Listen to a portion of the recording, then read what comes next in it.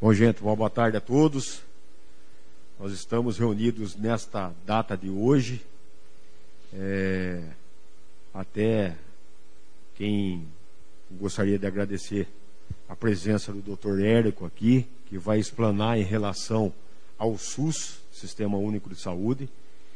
A solicitação foi feita através do vereador Cláudio, do Oklahoma, e a gente fica muito feliz em recebê-lo aqui na nossa cidade. Seja muito bem-vindo, doutor Érico. É sempre um aprendizado a mais para a gente aqui, né? Principalmente a gente que participa do SUS há quase 30 anos. Então a gente fica muito feliz de tê-lo conosco aqui, ensinando mais um pouco para a gente aprender um pouquinho, que ninguém sabe tudo nessa vida. Então seja muito bem-vindo.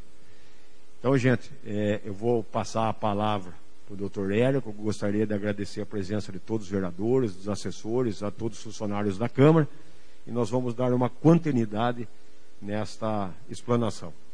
Muito obrigado, doutor Érico, mais uma vez. Obrigado. Muito boa tarde a todos. A alegria estar aqui em Tatuí com vocês, nesse momento tão especial.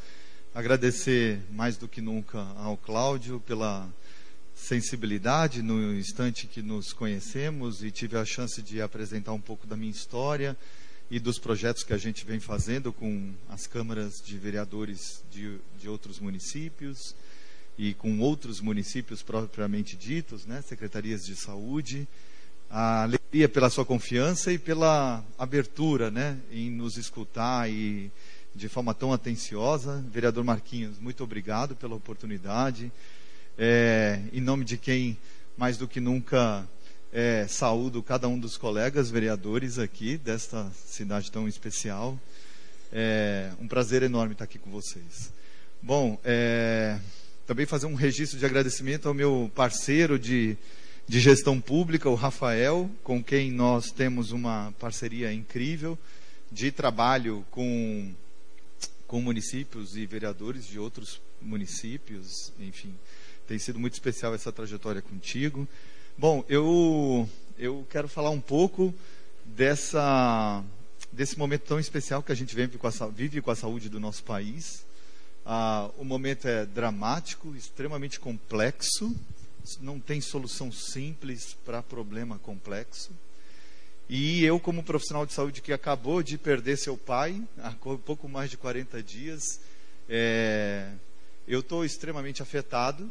E acho que passamos do limite de fazer alguma coisa, né? A gente ainda tem uma quantidade muito grande de gente que está morrendo diariamente. O problema está longe de ser solucionado.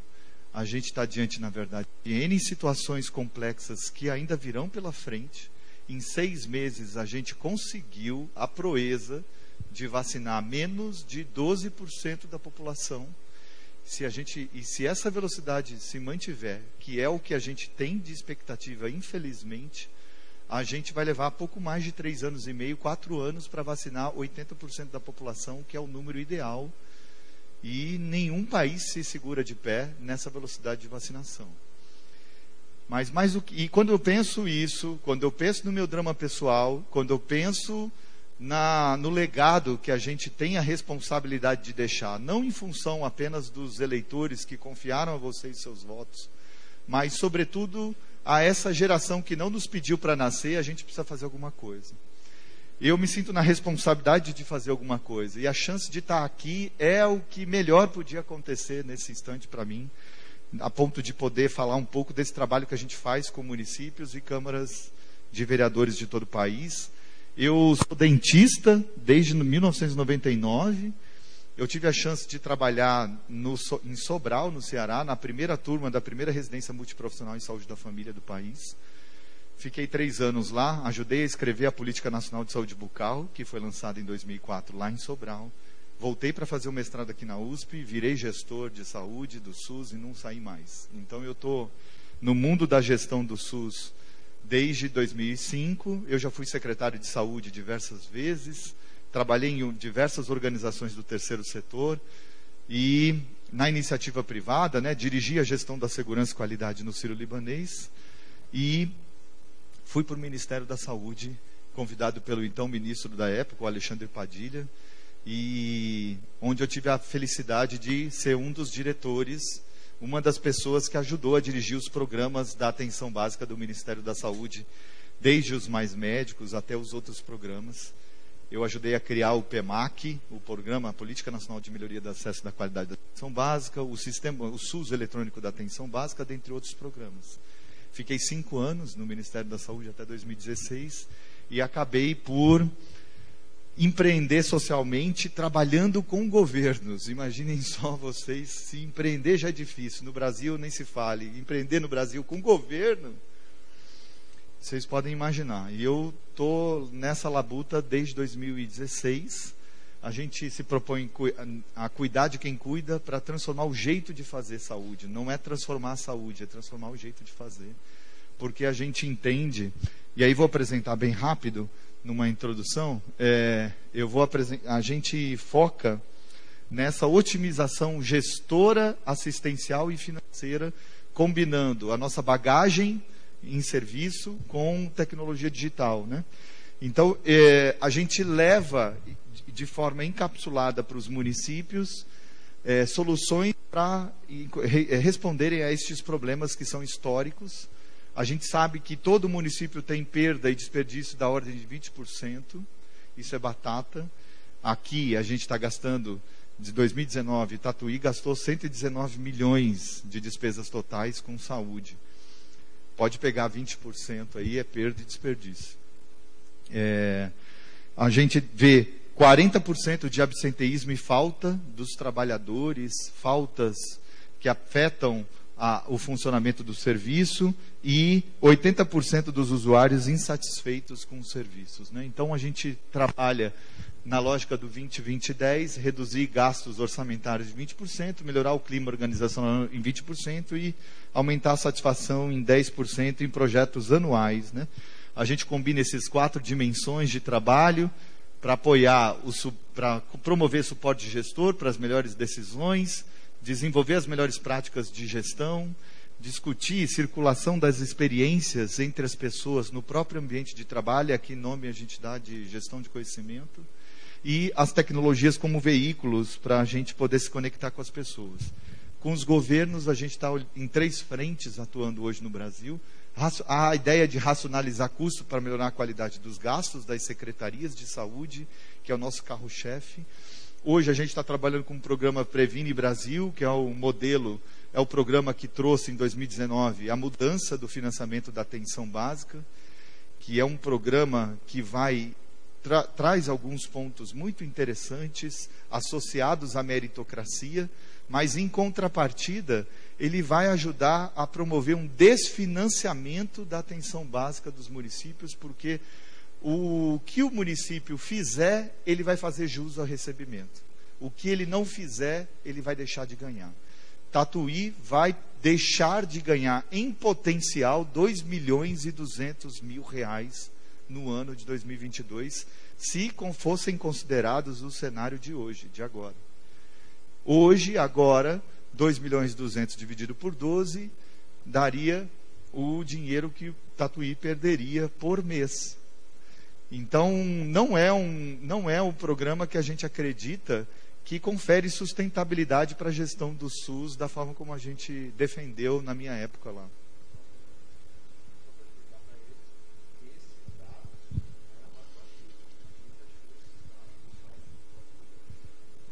Tá claro, sim, sem dúvida. A gente não pode soltar aos ventos isso se não tivesse consubstanciado em evidência, tá claro. Todos esses números e dados que eu estou trazendo são baseados nas evidências que estão postas agora, do primeiro quadrimestre de 2021, né? Então, essa é um pouco da nossa trajetória. A gente já trabalhou em mais de 50 municípios. Recentemente nós ganhamos uma competição de internacionalização para o governo britânico, e em meio à dificuldade da gente trabalhar com o SUS aqui do nosso país, o governo britânico está nos convidando a levar isso tudo para o Reino Unido, né? É uma loucura isso. E a gente está participando desse projeto lá no Reino Unido, e é bem possível que, se tudo der certo, a gente inicie nosso trabalho a partir de janeiro, lá junto à NHS, que é o SUS do Reino Unido. Bom, a gente já trabalhou em vários lugares, né? Hoje a gente tem 27 pessoas no nosso time, e alguns dos depoimentos de gestores que estiveram conosco, e as nossas conquistas mais recentes. A gente é a única startup GovTech do Brasil que atua no cuidado com quem cuida da área da saúde, entre as 6 startups que trabalham no país na área da saúde pública, né? Então esse é um pouco do nosso trabalho, só contando para vocês rapidamente, mas o nosso propósito aqui hoje é outro, é trazer um olhar acerca do SUS propriamente dito, em relação a alguns pontos que eu queria provocá-los saudavelmente em relação a isso daqui, né? Muito bem. É isso. Eu, como disse para vocês, eu comecei minha história lá no interior do Ceará, encravado lá no sertão. Eu não trabalhei necessariamente na cidade de Sobral, só em algumas atividades, mas eu trabalhava numa unidade que estava no sertão mesmo, né? E toda vez que eu começo, eu gosto de falar dessa goiana, né, que recebeu o nome de Cora Coralina, mas esse não era exatamente o nome dela, né?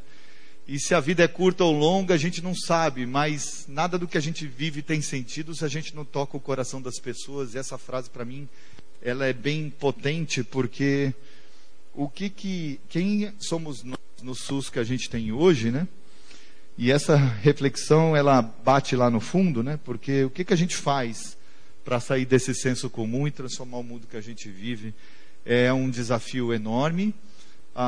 Os interesses são diversos, a gente está assistindo isso quase todo dia, na mídia impressa, na mídia falada, na mídia escrita.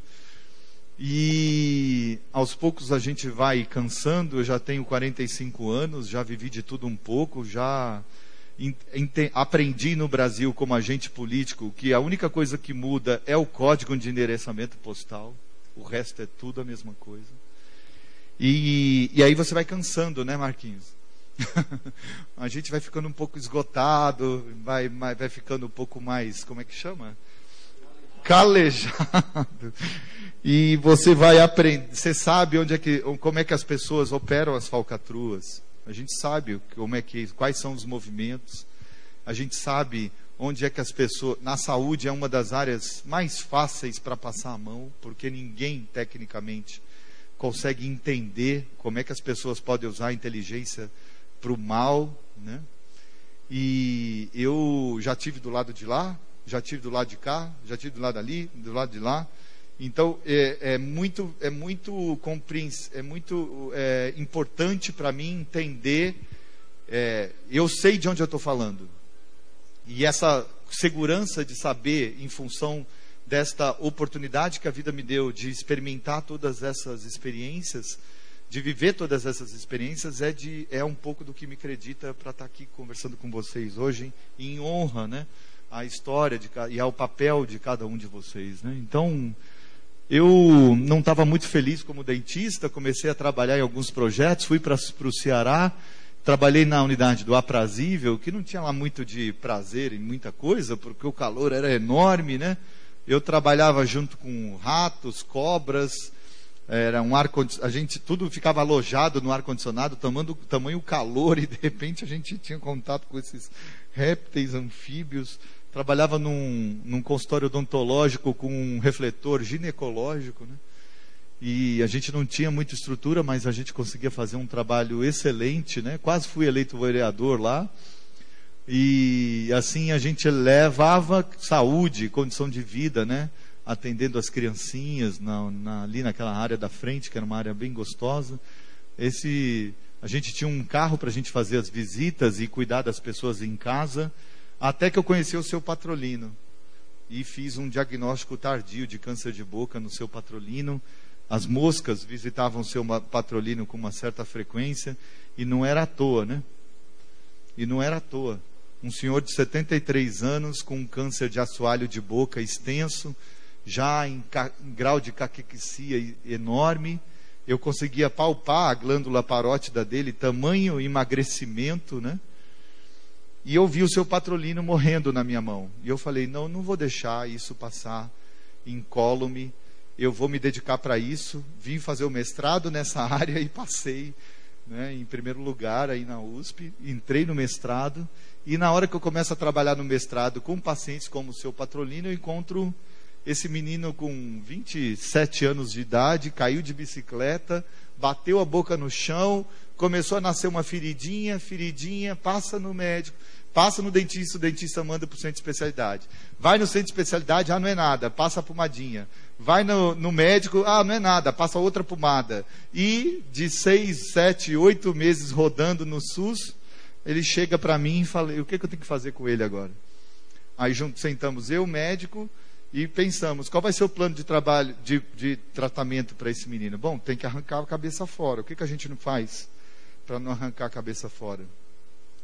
A gente tira a mandíbula dele inteirinha, faz um corte de orelha a orelha, para poder dar alguma condição de vida para ele e condição de vida para a família dele, uma vez que ele era o arrimo da família, quem levava os 4 filhos nas costas como auxiliar de pedreiro era ele. Bom, essa é a vida real do Sistema Único de Saúde que está batendo a nossa porta e que, na verdade, só piora com a história da Covid, né? E a minha discussão é que como é que a gente explica essa perda, né, de vidas ocasionadas por doenças evitáveis, né? Como que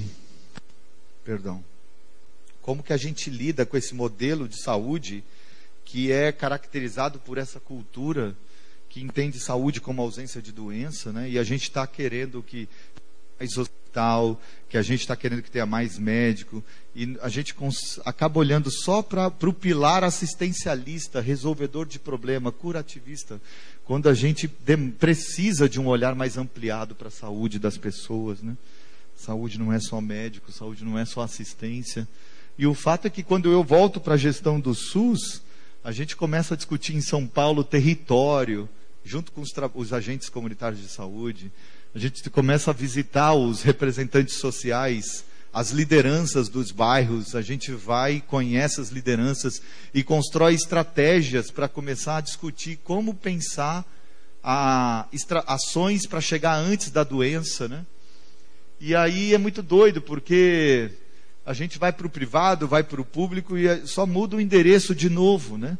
Falta disposição, conhecimento, sobra egoísmo, sobra vaidade. E isso explica, na minha opinião, por que as coisas estão do jeito que estão, né? Principalmente porque quando a gente olha para o SUS, eu acho que isso mudou um pouco recentemente. Mas o SUS é meme, né? Que na verdade seria cômico se não fosse trágico, né? A gente olha para as mídias sociais, dona Maria, nós temos uma boa notícia para a senhora, a gente conseguiu agendar a cirurgia do seu marido. Mas agora não adianta mais, né? Então, estou com falta de ar. Mas falta de ar não é nada, aqui está faltando tudo. Então, como é que a gente... que SUS é esse? Pobre, é de pobre para pobre mesmo, né? Como que... Seria engraçado se a gente não olhasse para o dia a dia e, infelizmente, ainda testemunhasse esse tipo de situação, né? Isso é uma foto do Hospital das Clínicas, semana passada. Então, a fila da farmácia no maior centro hospitalar do país. Aí você vê gente que morre na UPA, prefeitura que troca de secretário de saúde pela 5ª vez. Não tem como dar certo. Não tem como dar certo. A gente está falando do quê? Como é que a gente vai ser feliz nisso? Então, essa é um pouco das minhas provocações nesse primeiro tempo desse nosso encontro. Como é que é possível ver isso dando certo? Em meio a tudo isso que parece conspirar para dar errado, né? Então, o que está faltando? O que está faltando? E aí eu abro mesmo para o debate, né? Eu abro mesmo para o debate. Até que ponto...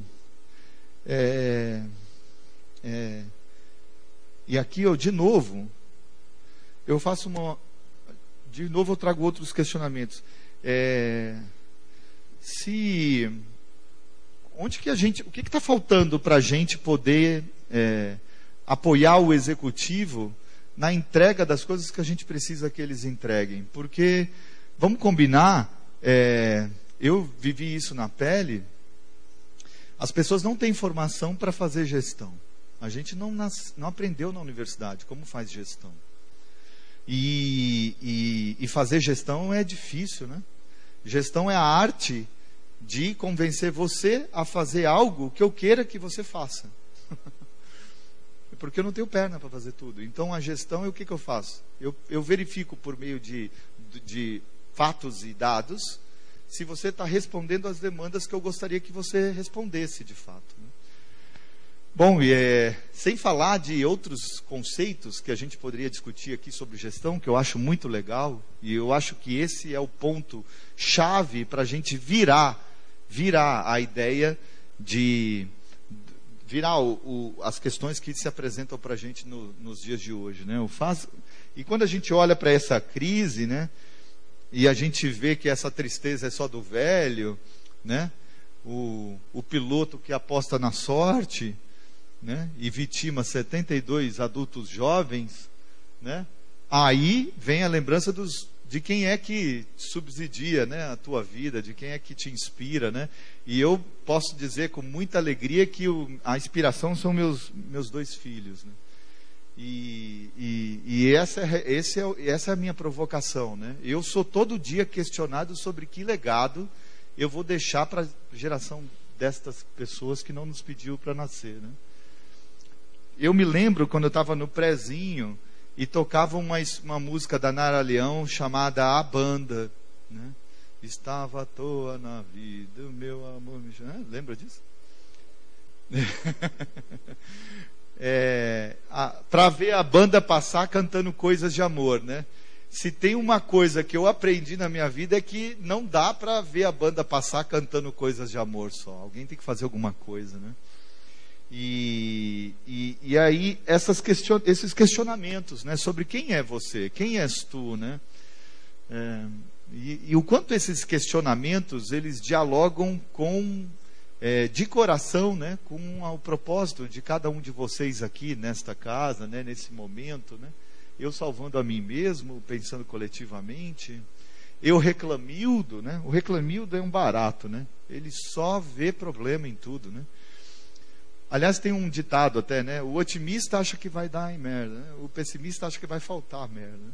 Então, assim, e nesse caos social que a gente tem testemunhado, o pessimismo tem cada vez surgido com muita potência, né?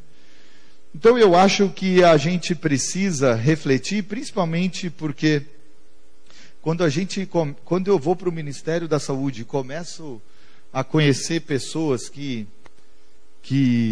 assumir alguns espaços de fala, né, e começam a falar sobre isso, as pessoas ficam um pouco surpresas, né? E aí a gente vai para a universidade para formar médicos, enfermeiros, dentistas, e você começa a ver isso também, né? Então, o que eu quero dizer aqui de importante em relação ao SUS, né? O SUS está vivendo um processo de transformação demográfica gravíssimo. As taxas de natalidade e fecundidade caíram, né? Cada vez menos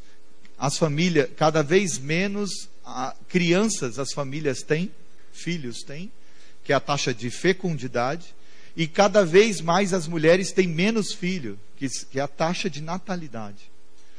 Com a queda de natalidade, da taxa de natalidade e a taxa de fecundidade, o que está acontecendo?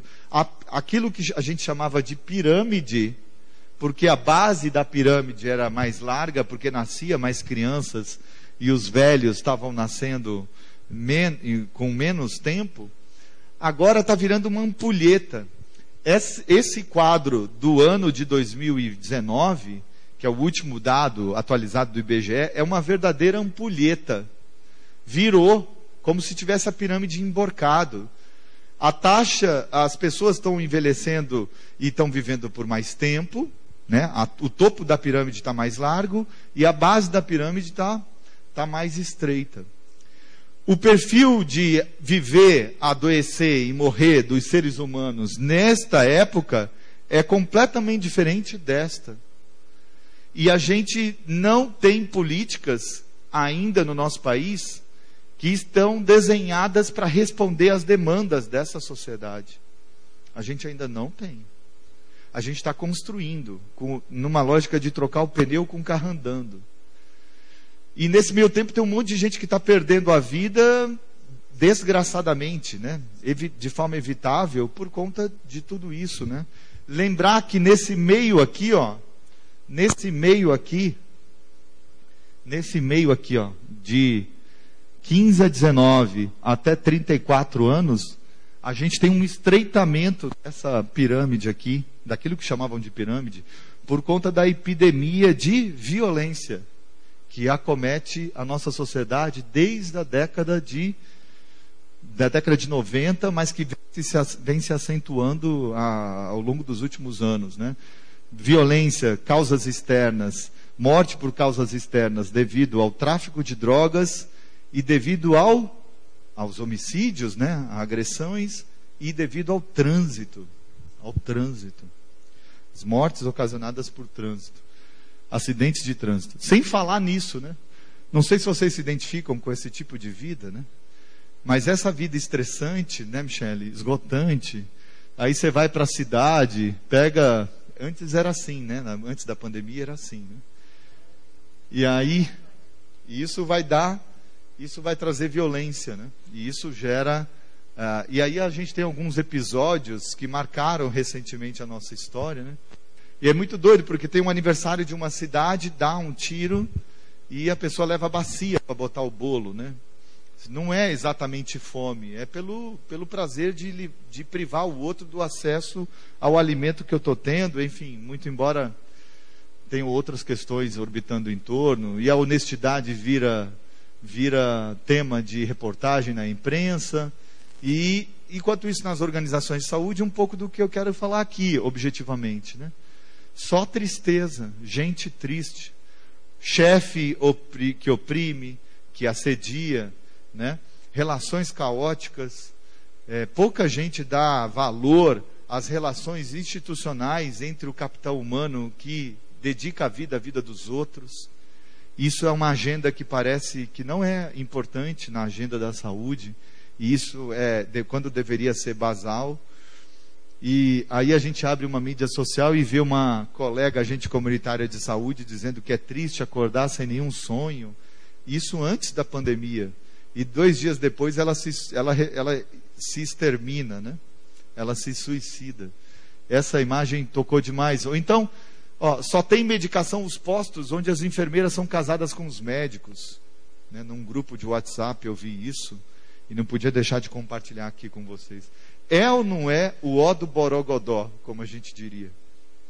E aí, um outro registro dramático, e o fato é que está todo mundo estressado, né? Está todo mundo em esgotamento mental. Esses são slides de antes da pandemia, porque a pandemia inaugurou um novo tempo nas relações de sociedade. Pega esse cenário que eu estou apresentando para vocês e eleva a 10ª potência. É o que a gente tem hoje. Está tudo muito pior. Processos trabalhistas que só crescem, processos por erros médicos que só aumentam, e pai de menina que recebeu a vaselina em vez de soro na veia, lembram disso? E o fato é que parece que é um sinal de um desejo de destruir o que a gente não tem coragem de transformar. Dizer isso nesta casa me enche de responsabilidade, porque a gente está aqui exatamente para contribuir para a transformação dessa realidade. Vocês são instrumentos para a transformação dessa realidade. E eu estou pintando esse cenário, que pode não ser exatamente o de Tatuí, mas em grande parte é o do nosso país. E se isso está posto para o nosso país, está posto para cada um de nós como cidadão. A gente precisa fazer alguma coisa, né? Tem um país, né, uma sociedade que espera muito da gente, né? E lançar sementes para o novo tempo é um ponto, né? E aí tem alguns desafios que eu vou passar bem rápido, até a hora de chegar aqui no desafio do SUS, que é o essência do nosso encontro. Mas vou fazer questão e vou fazer questão de passar por cada um dos desafios, e se fizer sentido alguma destas coisas que a gente está discutindo, fiquem à vontade para me interromper, tudo bem? Eu entendo que eu falo sobre isso para os gestores da saúde. Essa apresentação é uma apresentação que eu faço para os gestores de municípios, executivo, e para os gestores e profissionais de saúde com quem eu vou trabalhar. E eu digo para eles, a gente tem 5 desafios nesse momento de crise. Tem 5 desafios. E os 5 desafios são esses, vou passar bem rapidamente. A primeira coisa, parece maluco, né? Mas se eu não me conheço bem, se eu não sei onde eu estou, se eu não sei o porquê que eu faço o que eu faço, o meu trabalho fica vazio. É como se eu tivesse oco por dentro. E eu tenho formação em gestão estratégica de pessoas, eu fiz um MBA na GV, aprendi que de cada 10 pessoas, Marquinhos, só 2 têm resposta do porquê que você faz o que você faz. Propósito, missão, razão de existir. Somente 2, tem estudos científicos que mostram que somente 2 a cada 10 pessoas são capazes de responder em bate-pronto. Por que você faz o que você faz? Por que você está aqui? Por que você está gastando a sua vida aqui? E isso é dramático. Porque se você não tem essa noção, você simplesmente, a tua vida está sendo aquela sucessão de dorme e acorda, em que a vida feliz vai ser quando chegar a emenda de feriado, o fim de semana, as férias. O happy hour, não é à toa, né? Que o happy hour, a hora feliz é sempre quando? Sexta-feira, 17 horas, né? Sextou, diriam alguns, né? Sextou. Então, o fim de semana só serve para separar a desgraça do fim da semana que passou da desgraça da semana que virá pela frente. E isso só traz na sua essência o ser humano triste. Então a discussão sobre quem és tu e sobre onde nós estamos gastando a nossa vida é a discussão que é essência para qualquer organização. Não vamos nem discutir saúde exatamente aqui só, né? Principalmente porque quando eu trago o conceito do Lawrence Kohlberg, e os 6 estágios do amadurecimento moral do ser humano, né? Do impulsivo até Mahatma Gandhi, o interdependente, o integrado, Nelson Mandela, a Madre Teresa de Calcutá. O que é interessante? Conforme você vai aumentando o seu nível de amadurecimento moral, essa caneta não é minha. Por princípio, eu não vou pegá-la, porque eu não enveredei esforços para adquiri-la. Isto não é meu, não tem nenhuma câmera, não tem ninguém me olhando, mas, por princípio, isto não é meu. Então, eu não vou pegar isto para mim. Então, na medida em que você começa a amadurecer moralmente como ser humano, porque tem um outro princípio, né? A gente não nasce pronto, iguais os pombos e os gatos e os jacarés. Né? O instinto vem primeiro. Ele é o próprio instinto. Se você botar um alpiste, um filé mignon do lado de um gato, ele não vai comer o filé mignon.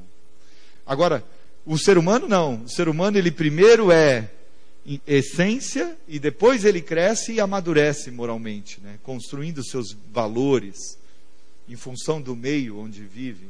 Então, na medida em que ele amadurece, ele vai deixando de ser criatura e vai tornando-se criador.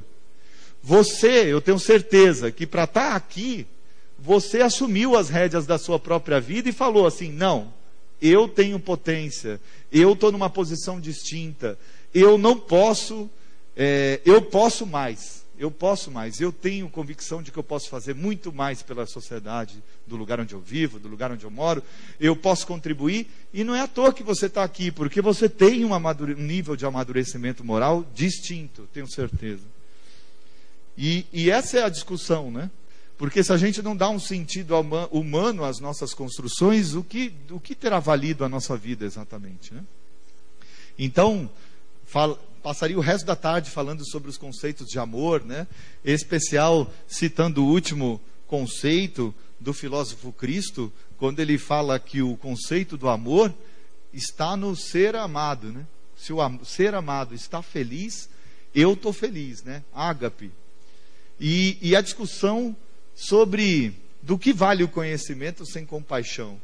Quantos seres humanos tão inteligentes, tão potentes, em lugares tão estratégicos, onde eles poderiam botar o dedo e transformar, perdem a oportunidade. Porque falta compaixão, falta a chance de se colocar no lugar do outro.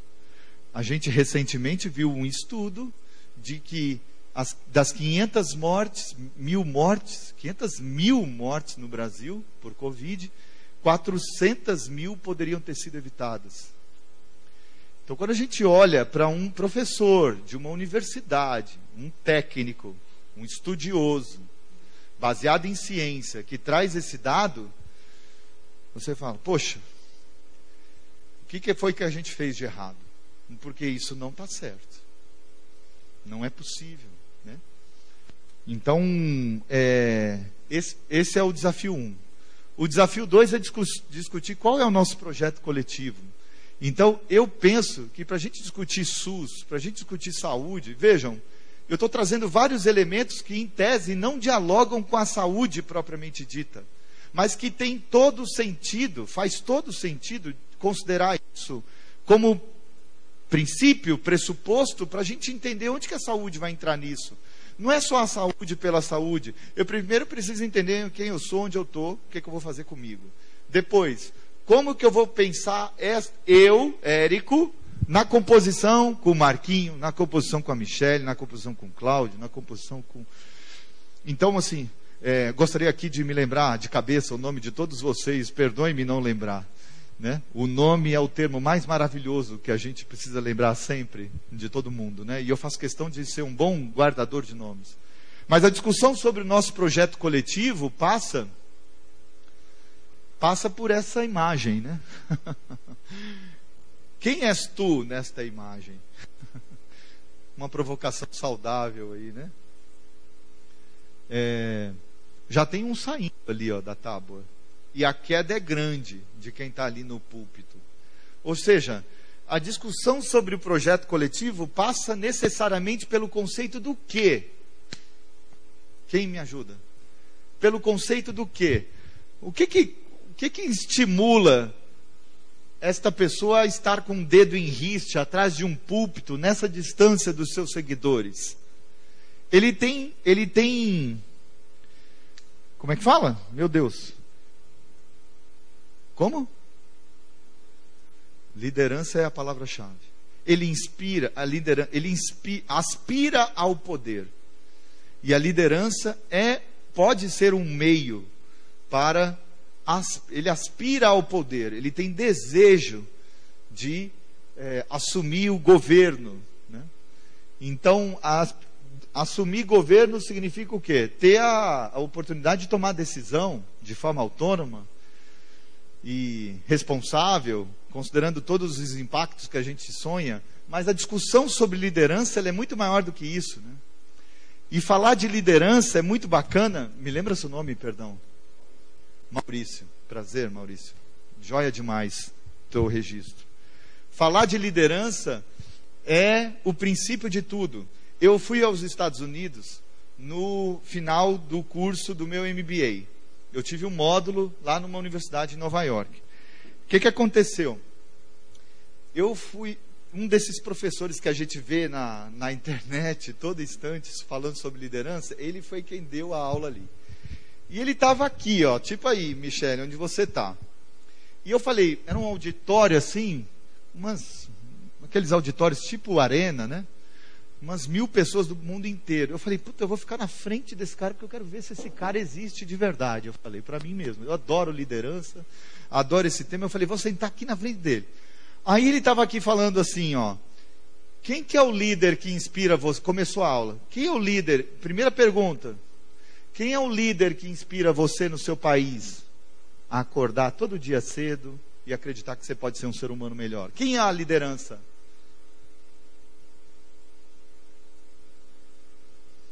Quem é a liderança? Precisa ser um ser terreno ainda. Precisa ser um ser terreno. Alguém, Brasil. Notoriedade. Liderança notória. Presidente da República, uma liderança. De bate-pronto, quem mais? A gente não tem. Eu fiquei do mesmo jeito. Nesse mesmo instante que eu permaneci em silêncio, estava todo mundo aqui atrás de mim gritando: Obama, Mandela, Madre Teresa de Calcutá, Dr. King, né? Martin Luther King. E começa: Mahatma Gandhi, Dalai Lama.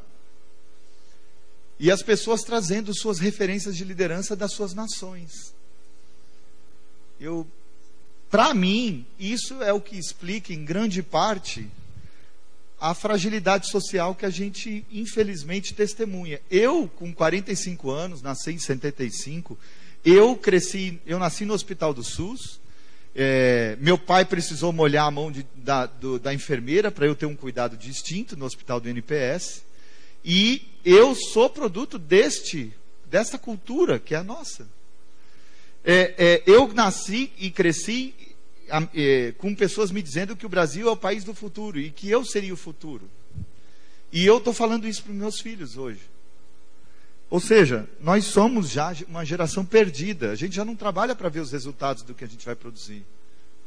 Objetivamente é isso. Agora, como que a gente faz para se tornar uma liderança? Porque a gente olha nas evidências e está lá: falta de liderança política agrava a crise. Falta de liderança gera insatisfação nas empresas. E tem várias outras evidências, né? A gente não junta as pessoas, a gente não junta os atores que estão envolvidos num problema para tomar a decisão juntos.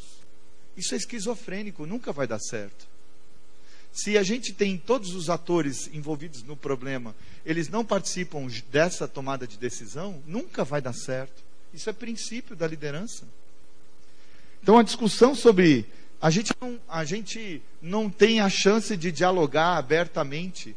As pessoas estão falando mal do Cláudio, mas não estão falando mal do Cláudio. Não é para falar mal do Cláudio, é para falar mal das coisas, das evidências que o Cláudio tem proferido, dos registros que o Cláudio tem feito. Me permita, né, Cláudio, Deus me livre, né? Mas o que eu quero dizer é o seguinte: não é para falar mal de Maurício, objetivamente. Pode falar mal do que o Maurício produz, pode falar mal do que o Maurício gerou de resultado, pode falar mal das consequências das ações do Maurício, mas nunca falar mal do ser humano, Maurício. Que direito cada um tem de fazer isso? Qualquer um tem. Então a gente tem um problema de liderança, e o termo e o conceito de liderança precisa ser mais trabalhado na nossa sociedade. Quando a gente olha, agora sim eu vou falar sobre o SUS. Pasmem. E a discussão é sobre conhecer para intervir. A gente começou com as caixas de aposentadorias e pensões lá em 1923 com o deputado federal Eloy Chaves, né?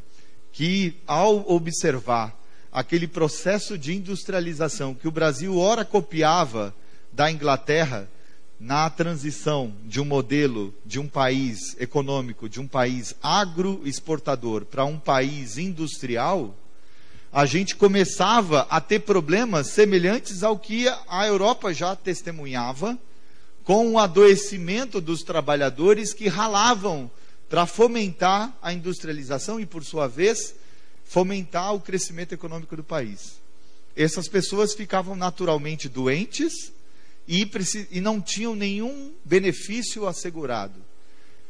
A saúde nasce como assistência, nasce no conceito de um seguro, como assistência médica para quem dedicava a vida para o crescimento econômico do país.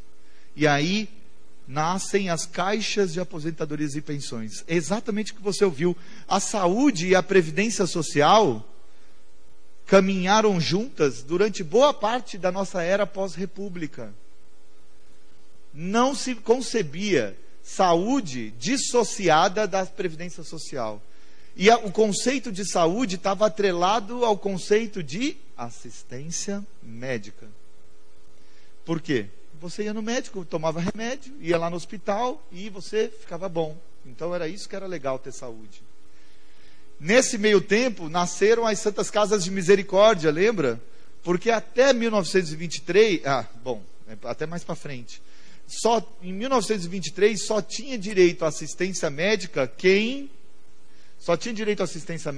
estava trabalhando nessas empresas, nessas indústrias que apoiavam o país a crescer, a conquistar riqueza, né, a crescer sua economia. Quando Getúlio Vargas, em 1937, né, na ditadura do Estado Novo, estatiza as caixas, porque as caixas eram das empresas privadas. E o que o Getúlio Vargas faz? Ele estatiza. Hoje está todo mundo querendo privatizar, né? Naquela época, o que Getúlio Vargas fez? Trouxe para a máquina do Estado todas as caixas de aposentadorias. E os institutos foram organizados por categorias profissionais. Lembra disso? IAPI, IAPTEC, IAPC, né? O IAP, o Instituto de Aposentadoria e Pensão dos Comerciários, Instituto de Aposentadoria e Pensão dos Ferroviários, e por aí vai. Então, o que aconteceu nessa época até o início da ditadura militar? Tinha IAP que tinha muito funcionário, e o que ele fazia? Estava mais rico. O IAP que tinha uma categoria profissional de menor quantidade era mais pobrezinho, não tinha aquele hospitalzão. Vocês sabem ali na Lapa, aquele hospital Sorocabana, que tem ali na Rua Cato, na Lapa, ali em São Paulo, era o IAP dos ferroviários. E aquela estrutura toda, por que foi construída daquele tamanho? Porque tinha muita gente com condição para trabalhar, para financiar. Bom, a ditadura militar, o regime autoritário militar, unificou todos os institutos e de presente disse o seguinte: agora todos os dependentes dos titulares, daqueles que têm carteira de trabalho assinada, também terão direito à assistência médica. E a discussão, para além da assistência médica, só nasce no INAMPS, ao final da década de 70, no exato momento em que a gente vivia uma epidemia de meningite e de cólera, se vocês lembrarem bem, no início da década de 80, no nosso país. Por quê? Porque a população do Nordeste migrou em grande parte para a região Sudeste. Meus pais fizeram parte dessa história, vieram do Ceará, vieram para o Rio de Janeiro e começam a trabalhar aqui, porque aqui é onde as coisas estavam funcionando, é onde o pessoal trabalhava e ficava rico. Naquela época, né, pensava assim. Todo mundo saiu de lá para cá para poder trabalhar e crescer. Nesse instante, Ernesto Geisel separa a Previdência Social da Assistência Médica, o INAMPS, e começam a nascer as primeiras sementes daquilo que viria a ser o SUS quase 10 anos depois. Com o CONASP, o Prev Saúde e as Ações Integradas de Saúde são programas que passam a vigorar na década de 80 como os primórdios daquilo que viria a ser o SUS na 8ª Conferência de Saúde em 1986. E é isso. Está lá a placa na Escola Nacional de Saúde Pública, tirei foto minha. O fato de que o cidadão não é cliente, não é usuário, o cidadão é sujeito. A reforma sanitária brasileira, que foi o nome dado a esse movimento para ampliar o olhar das pessoas para além da doença, né, nasceu na década de 80. E o SUS representa o marco histórico dessa condição que nós criamos entre nós de construir um sistema de saúde que fosse universal, que não diferenciasse credo, cor, religião, poder, classe social, e o SUS vira instrumento para todo mundo, para atender todo mundo. Hoje, somente 6 países no planeta Terra têm sistemas universais de saúde: Suécia, Austrália, França, Canadá, e Reino Unido e Brasil. O país que mais tem habitante aqui, mais tem população, e que fica em segundo lugar atrás do Brasil, é o Reino Unido, com 66 milhões de habitantes. nós passamos recentemente dos 210 milhões de habitantes. A gente tem quase 4 Reinos Unidos aqui no Brasil, grosso modo.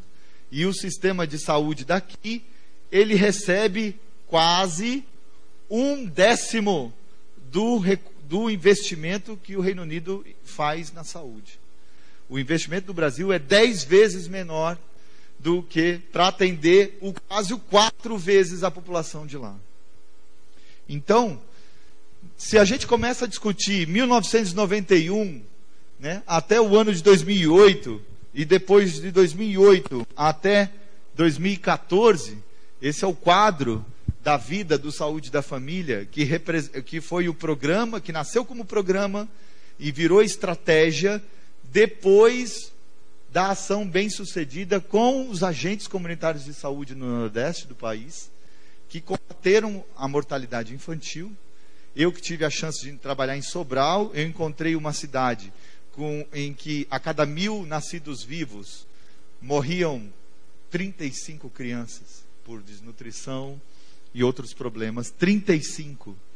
E quando eu saí de lá em 2004, a mortalidade infantil de Sobral era igual a de Curitiba. Morria 8,7 crianças para cada 1.000 nascidos vivos. Por quê?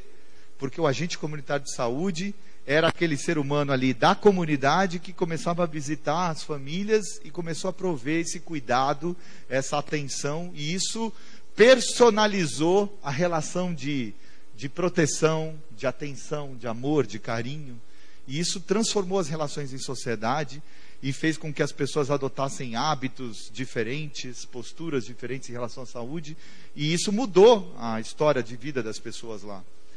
Quando isso é bem sucedido a ponto de mostrar para o Brasil inteiro que saúde é desse jeito que a gente faz, o que aconteceu? O programa deixa de ser programa e vira estratégia.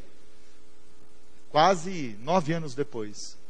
Em 2002, não é mais programa, vira estratégia. Então, de 93 a 2002, foi o tempo que o Saúde da Família levou de programa para virar estratégia. E hoje é assim conhecido no Brasil inteiro, equipes da estratégia Saúde da Família.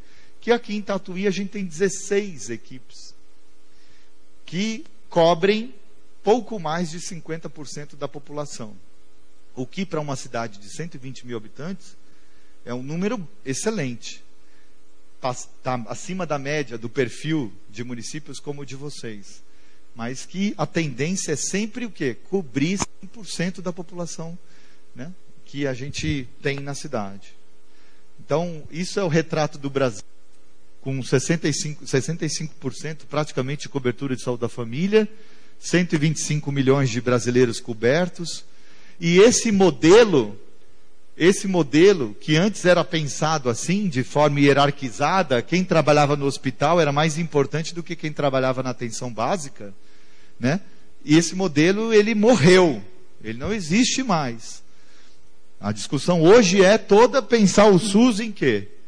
Em rede, sendo que a atenção básica, e que hoje a gente está chamando de atenção primária à saúde, ela está no centro da rede. É aqui que a população acessa. E a rede do SUS, dos municípios, tem competência para poder oportunizar a continuidade do cuidado nos outros equipamentos e unidades da rede. Sempre. Primeiro entra pela atenção primária, pelas equipes de saúde da família, e depois a gente capilariza com responsabilidade para oportunizar a continuidade da atenção e do cuidado para os munícipes. Então, a atenção básica é sim garantidora da integralidade, é ela que oportuniza esse trânsito pelos diversos níveis de complexidade da rede. Nível de complexidade da rede é o quê? São estes níveis que antes a gente chamava de hospitalar, especializada e básico. São esses 3 níveis de atenção que são, na verdade, medidos pelo grau de complexidade ou densidade tecnológica. A atenção básica tem menos densidade tecnológica porque tem menos equipamento. É para ter tomógrafo na atenção básica? Não. tomógrafo é para estar no hospital. Então, assim, por quê? Porque a gente não precisa... 80% dos problemas de saúde de uma população são resolvidos na atenção básica. É a atenção básica que tem que ser garantidora dessa condição de olhar o ser humano como um todo e dar para ele o que ele precisa. A gente acabou eu tenho visto, né, lugares onde a gente observa, por exemplo, que a Santa Casa dos municípios estão literalmente gastando o que os municípios não têm. Eu vi um exemplo recentemente de uma Santa Casa de uma Santa Casa que em 2019 gastou 25 milhões, em 2020 gastou 50 e agora em 2021 já gastou o valor de 2019. Só nesses primeiros semestres já gastou todo o recurso de um ano inteiro. Ah, Érico, é a pandemia. Sim, pode ser que sim. E eu acredito que é. Mas será que é só isso? Como que a gente promove? Como é que a gente vai conquistar um SUS sustentável, potente financeiramente, né, custo efetivo, se a gente tem uma Santa Casa gastando 25 milhões em 6 meses? 25 milhões não é o orçamento do SUS de 80% dos municípios do país. 80% dos municípios do país não tem 20 milhões de despesa ano. Bom, o meu mantra para acabar é fazer mais com menos e da melhor maneira possível. A gente precisa discutir, aliás, eu queria propor um pouco essa reflexão, né? Quem sabe aqui a diferença entre eficácia, eficiência e efetividade? Se uma coisa é eficaz, quando ela vai deixar de ser eficiente? Quando que ela é efetiva, mas ela é pouco eficaz? Esse é um conceito que os próprios gestores do SUS estão desprovidos de conhecimento. E isso, sem esse conhecimento elementar, a gente fica vendido na história. Porque como é que você vai construir um plano, uma proposta de ação, se você não tem esse conhecimento de como é que você faz para a sua organização ser mais custo-efetiva? Ou seja, fazer mais com aquele pouco dinheiro que você tem. Como é que você transforma isso? Então, discutir eficiência é custo. E o custo ele está atrelado às melhores práticas, ao melhor jeito de fazer. Se você não faz de qualquer jeito, se você não tem um norte, um protocolo, se você não tem um guia, um documento norteador, como é que você vai fazer corretamente aquilo que tem que ser feito corretamente? Porque quando você faz corretamente, você gasta menos. Gasta menos, você gasta menos e o quê? E você faz do melhor jeito. Porque na saúde tem isso. Não adianta você fazer uma coisa que seja mais barata. O ideal é que seja mais barata e que promova, pela melhor prática, um melhor sentimento de satisfação no usuário que você está atendendo, cuidando. Então, a gente discute o quê? Como você promove o maior custo-benefício daquela ação que você promove. A eficácia é resultado. Eficácia é se você entregou a encomenda. Eficácia é se você fez o que esperavam que você fizesse. E a efetividade, não esquece, rima com efetividade, primeira coisa, qualidade. Uma coisa que é efetiva é uma coisa que transforma a vida das pessoas, que promove impacto. Ou seja, sustentabilidade é um outro termo no português que a gente utiliza, que lá no francês eles usam um termo muito bacana e que expressa demais o termo efetividade. Eles chamam sustentabilidade de durabilité. Durabilité é algo o quê? Rima com durabilidade. Durabilidade significa o quê? Que impactou na vida das pessoas. Ela vai introjetar aquela postura na vida dela.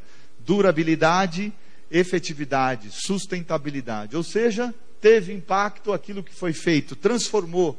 Então as pessoas estão melhores.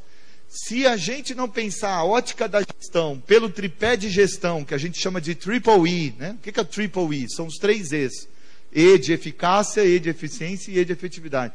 Se a gente não olhar para a gestão por esses 3 aspectos, a gente não consegue entender a lógica do oncotô para oncovô, né? Oncotô, onde eu estou, para onde que eu vou. Se eu não sei onde eu estou, como é que eu vou saber para onde eu vou? Qualquer lugar serve. Como é que você está medindo? Como é que você está medindo o que você está fazendo? Aliás, não se gerencia o que não se mede o que não se define, e não se define o que não se conhece. Então, como é que a saúde está fazendo aqui? Cadê os resultados? Ampliou acesso da população, quantos por cento? Ah, uns 20. Uns 20 não me responde. Responde, Maurício? Não responde. Uns 20. Ah, uns 12. Ah, um monte. Então, a resposta tem que ser, nos últimos 6 meses, quanto foi que aumentou os óbitos por Covid? Vamos discutir isso. Quanto que foi que aumentou os casos de dengue? Né? A região aqui é bastante conhecida, infelizmente, por conta da dengue. Né? Então, assim, como é que pode isso? Né? Qual o papel da população? Cadê as evidências? As evidências na mesa? Para a gente poder olhar e entender o que está acontecendo no cenário. Quem é que está trazendo isso? Então, se a gente não conversa sobre as evidências, sobre o que tem de concreto, está todo mundo em que mundo? No mundo que não é o mundo do plano dos fatos e dados. Porque nossos juízos são sempre em cima do quê? Das evidências. Se você não tem evidência, não tem gestão. E é muito doido, né? Porque como é que eu faço gestão? Primeiro, o gestão da informação tem o quê? Primeiro eu preciso coletar o dado. Para coletar o dado, eu preciso saber o que eu quero. Se eu quero coletar o dado, eu preciso fazer o quê? Vou guardar na memória? Não, jamais. Eu vou registrar esse dado. Registrou o dado, eu vou analisar esse dado. Dessa análise, eu vou produzir uma informação. Da informação, eu vou conquistar um conhecimento. A partir do conhecimento é que eu vou tomar a decisão. Como é que a gente está lidando com isso? Coleta, registro, análise, informação e conhecimento. Como que você processa isso no seu processo de trabalho? A população, quantas pessoas apareceram em janeiro para pedir orientação, pedir apoio seu como vereador? Em janeiro apareceram 10. Bom, em junho, Érico, fevereiro 20, março 30, abril 40, maio 50, ou seja, quantos por cento aumentou? Érico, aumentou 600%. Aumentou 600%, é evidência de que estamos diante de um problema ou que está tudo muito bacana, legal? Então você, diante da evidência, você tem um dado, e esse dado evidencia uma necessidade de uma tomada de decisão, de uma tomada de atitude. Né? Então, eu discuto isso com gestores, né? Qual que é o projeto, hein? Érico... tanta coisa, né, Érico? Né? Você sabe que eu nunca parei para pensar nisso? Aí o que a gente vê? Pega o DigiSUS, que é o sistema de informação onde a gente registra os instrumentos de gestão do SUS, e você faz uma análise dos últimos 2, 3 anos, que é o tempo de vida desse sistema de informação lá, Cláudio, e a programação anual da saúde é a mesma, Marquinho, é a mesma. Só vai copiando e colando. Então, e ninguém vê isso.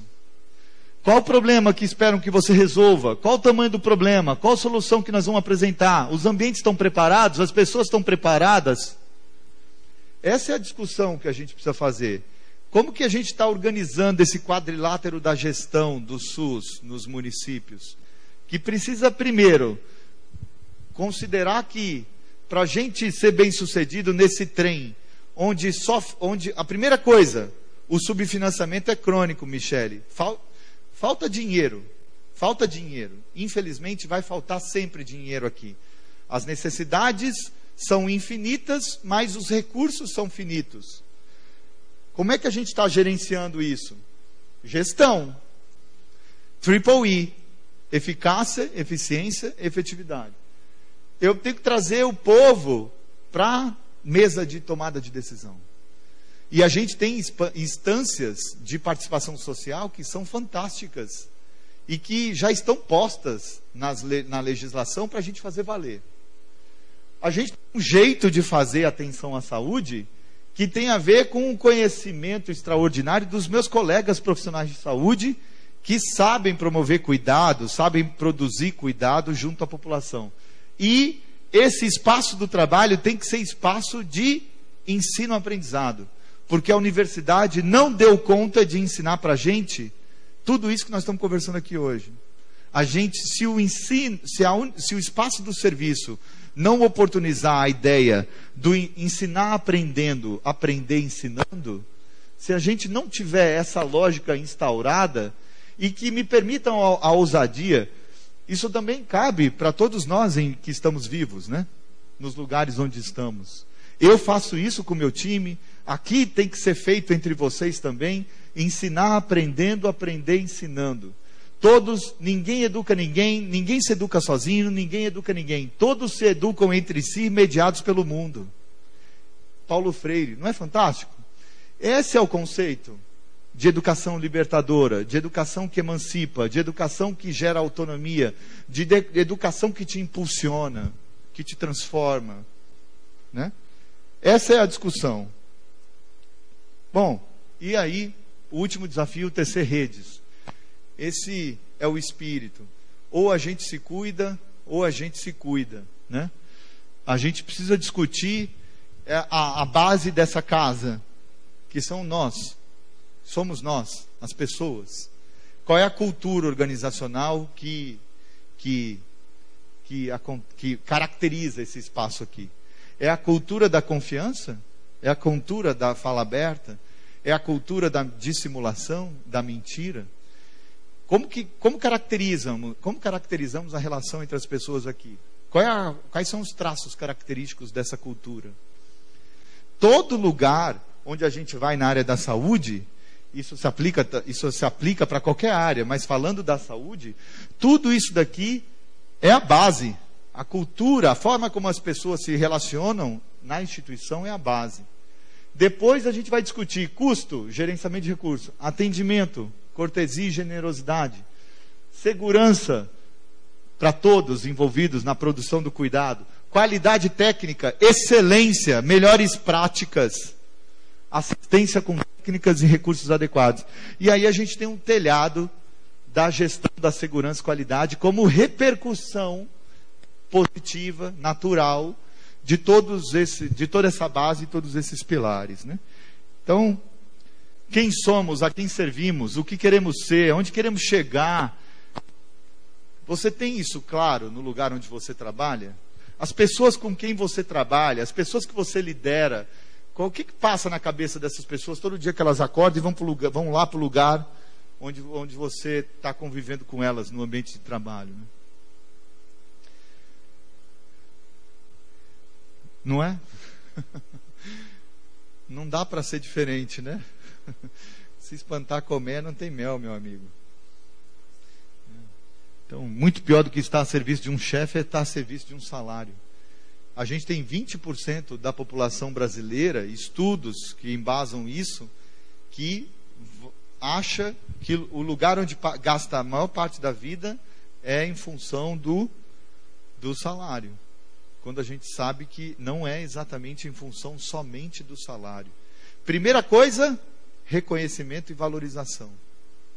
Se você é reconhecido e valorizado naquilo que você faz, no lugar onde você está, a vida é maravilhosa para você.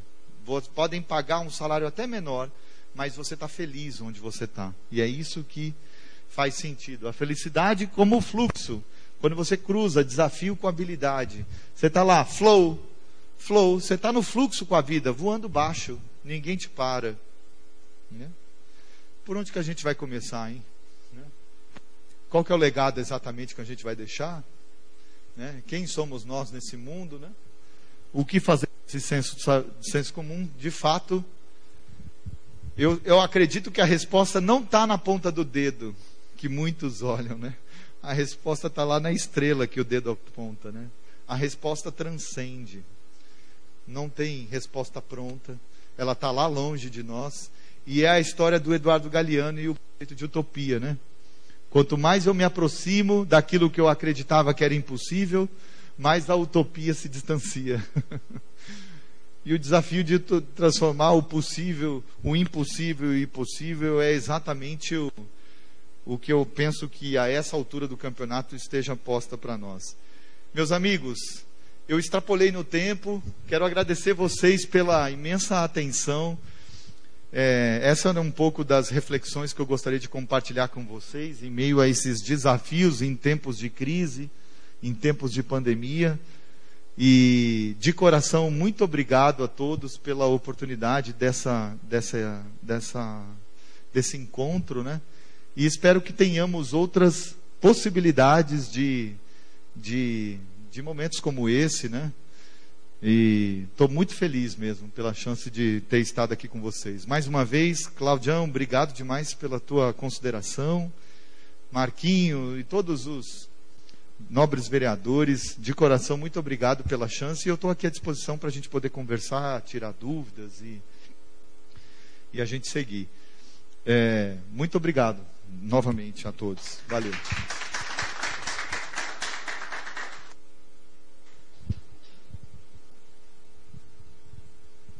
Bom, doutor, muito obrigado pela presença, doutor Érico. Foi um prazer recebê-lo aqui na nossa cidade, aqui na nossa Câmara Municipal. Agradecer ao vereador Claudião da Oklahoma, que sempre preocupado com a situação do nosso município, um vereador atuante aqui também. Agradecer a presença de todos os vereadores, de todos os assessores, dos funcionários aqui da nossa casa. E na minha opinião, uma palavra que a gente tem que falar um pouquinho. Nós trabalhamos há 30 anos na saúde, o Fábio também já trabalha há muito tempo na saúde junto conosco, é mestre, também foi secretário de saúde.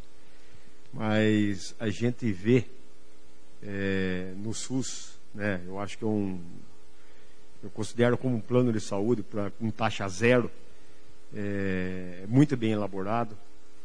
As aplicações do SUS em relação com alguns gestores é complicado. A gente sabe da qualidade de alguns gestores que falta de eficiência, até por parte política, que é indicação, que falta um profissionalismo, uma competência maior, um nível de conhecimento maior de gerenciamento.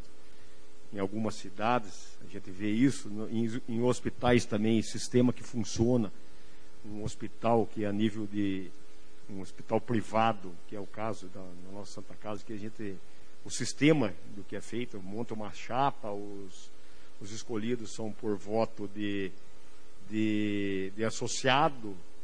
Então a gente pega muitas pessoas que gerenciaram a nossa Santa Casa e que não tinham conhecimento da área de saúde. Isso influencia bastante, que foi falado aqui, o EE. Então a gente sente uma deficiência nisso na área de saúde. Gerenciamento, você pega também a parte política envolvida no meio, que é muito complicado também. Mas eu vejo o SUS um sistema que funciona se aplicado de maneira correta. Eu vejo dessa maneira, porque igual o senhor falou aqui, né, que poucos países têm um sistema único de saúde, no caso aí. Aqui no nosso Brasil tem. Eu acho que também não deveria ser totalmente gratuito. Eu acho que tinha que ter porque é deficitário. A gente pega hoje uma Santa Casa que recebe R$720 uma internação, o paciente fica 30, 40, 50, 60 dias, é R$720, né? Você pega um custo de um paciente disso aí, é R$1.400 no mínimo, um paciente que custa para o hospital. E você tem que buscar isso através do convênio. Daí você não tem convênio porque tem alguns médicos que integram algum sistema que não deixa o convênio entrar. Então é complicado aqui. Nós vamos conversar depois em relação a isso. Mas, mais uma vez, eu agradeço a presença do senhor aqui. Conto conosco no que precisar. Espero receber o senhor mais vezes aqui dentro, dando explanação em relação à saúde. E muito obrigado pela presença. Tá? Que Deus abençoe a todos. E obrigado. Bernardo, obrigado.